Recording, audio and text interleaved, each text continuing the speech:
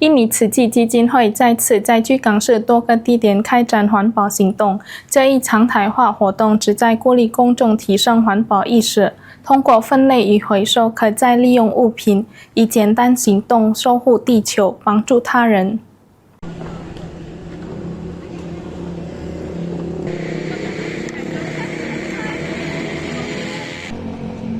环保行动再次在巨港市6个地点同步开展，分别位于Kebun Bunga、Kemuning、Ilir Barat、Kalidoni以及Bukit Kecil。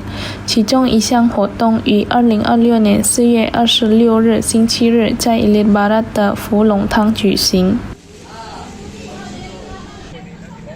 慈济巨港Ilir Barat环保分类点负责人Darman表示，该活动为每月第3个星期日定期举行，在慈济志工与周边居民的支持下开展，旨在引导民众通过垃圾分类的习惯，共同守护地球。活动现场居民与志工携带各类可回收物品前来参与，包括塑料瓶、纸箱、可再穿衣物以及仍可回收利用的电子产品。所有物品在分类整理后将被送往巨港的所回收站进行集中处理。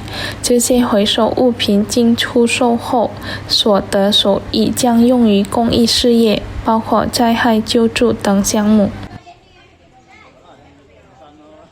Terima pakaian layak pakai, terus pakai botol plastik, botol kaca, barang-barang elektronik yang nggak dipakai lagi yang ini kan yang udah rusak, terus mainan-mainan anak boleh, kardus gitu.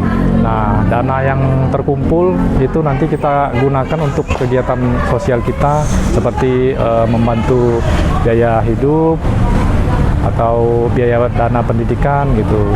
Ya, biar bisa terpakai lagi kan, barang masih bagus juga kan, karena nggak muat anak-anak, jadi daripada dibuang sayang. Oh, pakai yang kita donasi atau boneka? Ya, baju, boneka, ada yang beberapa tas juga. Darman 表示，希望未来有更多巨港市民加入志工行列，使环保行动不断扩大与深化。Muhammad Aidil, PAL TV。Kelihatan kalau 1, 2, 3.